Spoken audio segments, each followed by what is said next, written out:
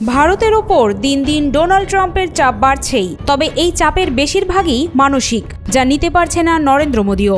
ভারতের অভ্যন্তরীণ প্রতিটি বিষয়ে ডোনাল্ড ট্রাম্পের বড় ভাই সুলভ আচরণ ক্ষতির কারণ হয়ে দাঁড়িয়েছে ক্ষমতাসীনদের জন্য। আর এমন অবস্থায় নরেন্দ্র মোদী না পারছে গিলতে, না পারছে ফেলতে। হাসিনা সরকারের দীর্ঘ সময়ে ভারত আর নরেন্দ্র মোদী বাংলাদেশকে ছোট ভাই বানিয়ে ছড়ি ঘুরিয়ে এসেছে। ইচ্ছে মতো সুবিধা যেমন নিয়েছে, তেমনি প্রতিটি ক্ষেত্রে মোদীর হস্তক্ষেপ ছিল বড় ভাই কড়া শাসনের মতো।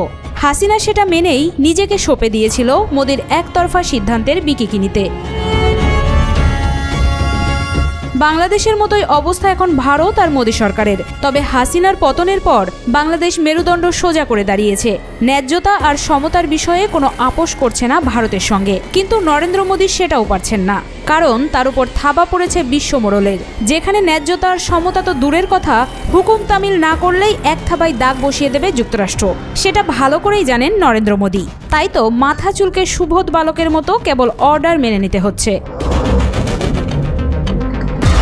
তবে ভারতের অভ্যন্তরীণ বিষয়ে ট্রাম্পের এত আগ্রহকে পছন্দ করছে না ভারত। বিরোধী রাজনৈতিক দলগুলো থেকে শুরু করে খোদ ক্ষমতাসীন বিজেপিও এখন মোদীর সমালোচনা করছে। কাশ্মীর ইস্যুতে মধ্যস্থতার প্রস্তাব দিয়ে আলোড়ন তুলেছেন মার্কিন প্রেসিডেন্ট ডোনাল্ড ট্রাম্প। মার্কিন এই প্রস্তাবকে কেন্দ্র করে ব্যাপক চাপে পড়েছে ভারত এবং মোদী সরকার, কারণ দেশটি ঐতিহাসিকভাবেই তৃতীয় পক্ষের মধ্যস্থতা প্রত্যাখ্যান করে আসছে।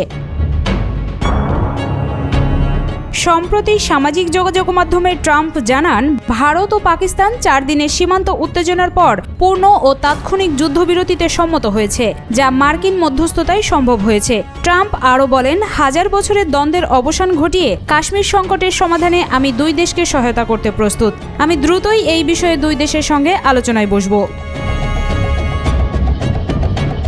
ভারত কাশ্মীরকে তার অখণ্ড অংশ হিসেবে দেখে এবং তৃতীয় পক্ষের হস্তক্ষেপে বরাবরই আপত্তি জানিয়ে এসেছে। বিশেষ করে 2019 সালে জম্মু কাশ্মীরের বিশেষ মর্যাদা বাতিলের পর এই ইস্যুতে ভারতের অবস্থান আরও কঠোর হয়েছে। গত মাসে কাশ্মীরে এক হামলায় 26 জন নিহত হয়। ভারত এই হামলার জন্য পাকিস্তানকে দায়ী করে এবং জবাবে পাকিস্তানের অভ্যন্তরে সন্ত্রাসী অবকাঠামো লক্ষ্য করে বিমান হামলা চালায়। পাকিস্তানও তার পাল্টা জবাব দেয়। এরপর থেকেই শুরু হয় টানা সীমান্ত সংঘর্ষ। মার্কিন হস্তক্ষেপে আপাতত সংঘর্ষ কমলেও দিল্লি পড়েছে কূটনৈতিক বিপাকে। সাবেক পররাষ্ট্র সচিব শ্যাম শরণ বলেন, এটি ভারতের দীর্ঘদিনের অবস্থানের পরিপন্থী। অন্যদিকে ইসলামাবাদ ট্রাম্পের মন্তব্যকে স্বাগত জানিয়ে বলেছে, কাশ্মীর সমস্যার সমাধানে মার্কিন সহায়তা শান্তি ও নিরাপত্তার জন্য গুরুত্বপূর্ণ। এই পরিস্থিতিতে ভারতীয় রাজনীতিতেও শুরু হয়েছে বিতর্ক।